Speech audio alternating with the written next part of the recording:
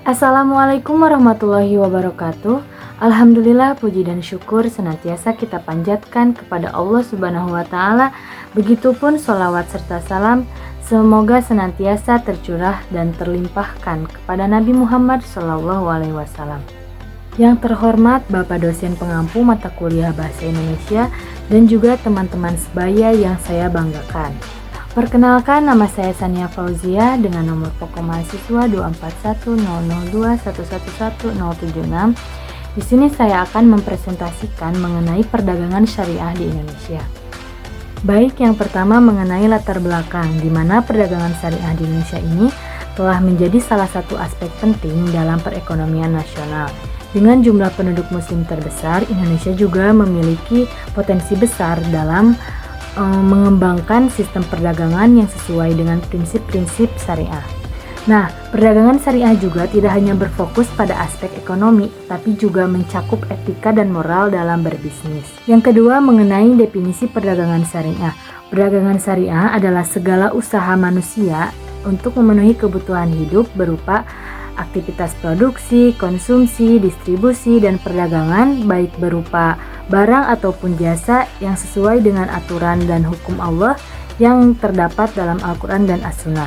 Menurut Muhammad Najatullah Sidki, seorang ekonom Islam terkemuka, mendefinisikan bahwa perdagangan syariah adalah aktivitas ekonomi yang harus dilandaskan pada prinsip-prinsip moral dan etika yang diajarkan dalam Al-Quran dan hadis.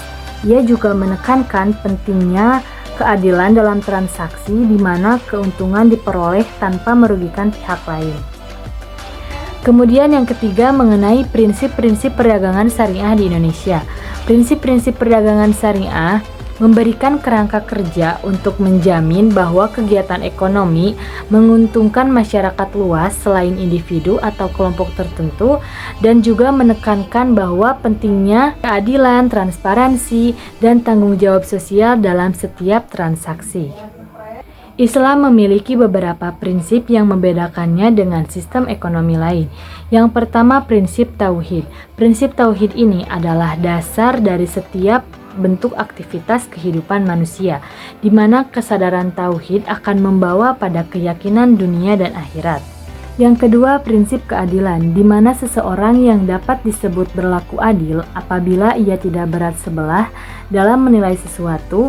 Ia tidak berpihak kepada salah satu kecuali keberpihakannya itu kepada salah satu yang benar, dan ia tidak akan berlaku sewenang-wenang. Implementasi keadilan dalam aktivitas ekonomi. Yang pertama, larangan riba. Riba merupakan salah satu rintangan yang seringkali menggiurkan banyak orang untuk mendapat keuntungan.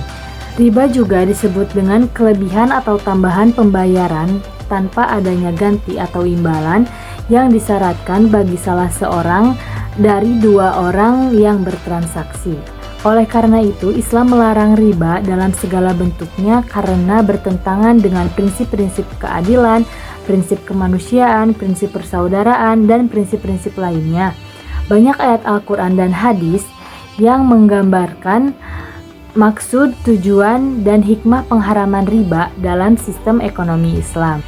Yang kedua, larangan maisir atau larangan judi, di mana larangan ini karena judi dalam segala bentuknya merupakan unsur spekulasi dan dapat membawa pada kemudaratan yang sangat besar. Yang ketiga, larangan goror. Goror adalah sesuatu yang menarik tetapi tercela secara terselubung, atau bisa disebut juga dengan larangan penipuan. Sekian yang dapat saya sampaikan. Terima kasih Bapak, Ibu, teman-teman yang telah menyaksikan video saya. Mohon maaf bila banyak kekurangan dan kesalahan. Wabillahi taufik wal hidayah. Wassalamualaikum warahmatullahi wabarakatuh.